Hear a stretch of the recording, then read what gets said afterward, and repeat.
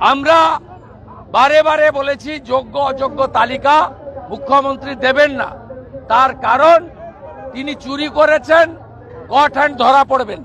তাই বাংলার মানুষকে 8 মাস পরে বিধানসভার ভোট কোন যোগ্য অযোগ্য বাঁচতে হবে না, একটাই অযোগ্য, তার নাম মমতা ব্যানার্জি। কেন্দ্র টাকা দিচ্ছে না তো উনি কিভাবে খরচ করছেন? উনি অসত্য কথা বলেন এবং নির্বাচন আসছে আবার কানতে শুরু করেছেন, এবং উনার লক্ষ্য হচ্ছে বিরোধী নেত্রীর মতো কথাবার্তা বলা। 14 বছর সম্পূর্ণ করেছেন 5ই মে, উনার 14 বছর কমপ্লিট। উনি এবারে হিসাব দিতে শুরু করুন, কত শিল্প আনলাম, কোথায় কোথায় বসালাম, কত চাকরি দিলাম। ডবল ডবল চাকরি দিবেন বলেছিলেন, এখন তো ডবল ডবল চাকরি চলে যাচ্ছে। কত হসপিটাল বানালাম, কত এমআরআই স্ক্যান মেশিন বসালাম, কত রাজ্য সড়ক নির্মাণ করলাম, কত ইরিগেশন প্রজেক্ট করলাম, কত বাড়িতে জল পৌঁছে দিলাম। 60 লক্ষ পরিযায়ী শ্রমিক যে মুখ্যমন্ত্রীর আমলে, 7 লক্ষ কোটি টাকা ঋণ যে মুখ্যমন্ত্রীর আমলে, 2 কোটি 15 লক্ষ শিক্ষিত ন্যূনতম গ্র্যাজুয়েট বেকার যে রাজ্যে শেষ এসএসসি নোটিফিকেশন 15 সালে, যে রাজ্যে শেষ পাবলিক সার্ভিস কমিশনের নোটিফিকেশন 17 সালে, সেই মুখ্যমন্ত্রীর মুখ থেকে এসব কথা মানায় না। উত্তরবঙ্গে গতবারে 54তে 31 ছিল বিজেপি, এবারে 54-র মধ্যে 50-এর বেশি সিট বিজেপি পাবে। শুধু উত্তরবঙ্গ, নদিয়া নয়, পূর্ব মেদিনীপুর নয়, কলকাতার ভবানীপুরে নন্দীগ্রামের মতো উনি হারবেন। আচ্ছা, ওয়াকআপ বিলের শুনানিতে সুপ্রিম কোর্টে আইনজীবী কপিল সিব্বাল আজকে বলেছেন যে ওয়াকআপের সম্পত্তি আল্লাহর অনুদান, সেই অনুসারে সম্পত্তিটি হস্তান্তর হতে পারে না। আমি হিয়ারিং এর মাঝখানে বক্তব্য রাখবো না।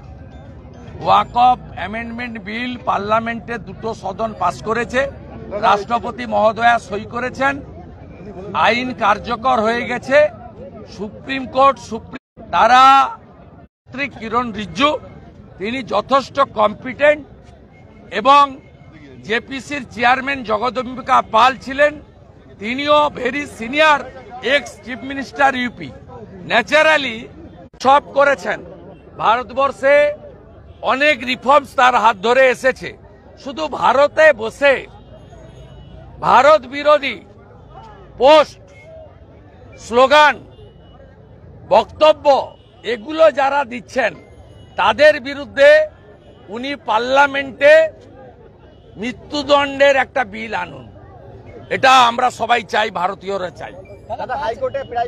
এই নদিয়া জেলাতে পাকিস্তানের প্রেমী শান্তিপুরে পোস্ট করেছে, আপনার চাপড়াতে পোস্ট করেছে, তেহট্টতে পোস্ট করেছে, নাকাশিপাড়াতে পোস্ট করেছে, এবং ভারতীয় রাষ্ট্রবাদী মূলত হিন্দু যুবকদের চাপে পুলিশ গ্রেপ্তার করতে বাধ্য হয়েছে। আর আমরা যে পার্টি করি, এই পার্টির একটাই মন্ত্র, নেশন ফার্স্ট, দল পরে, ব্যক্তি অনেক দূরে।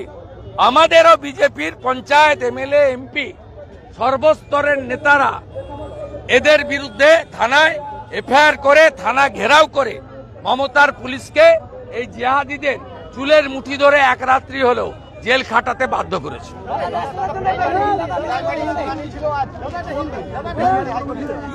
আমি আপনাকে আগেও বলেছি, এখনো বলছি, এসএসসিতেও শিক্ষক শিক্ষিকা শিক্ষাকর্মী যোগ্য অযোগ্য ছিল, আছে, এখানেও যোগ্য অযোগ্য আছে।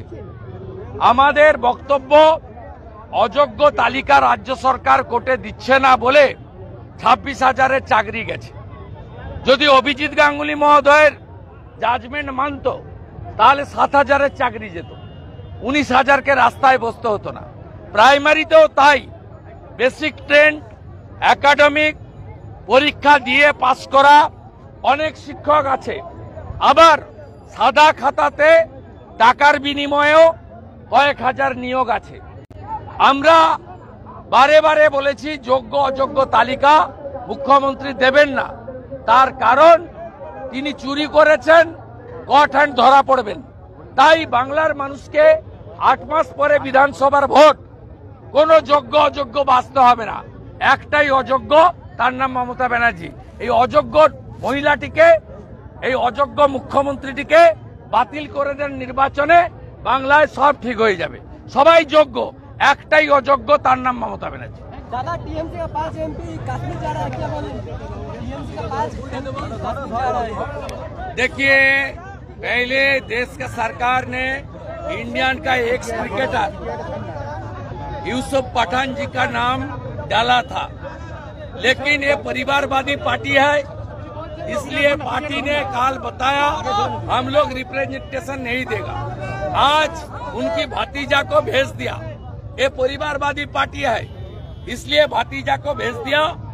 और भतीजा को असले जो इम्पोर्टेंट टीम है भेज देने के लिए बाकी जो टीएमसी का लीडर और एम्प्लॉय है उनको गुस्सा आया है।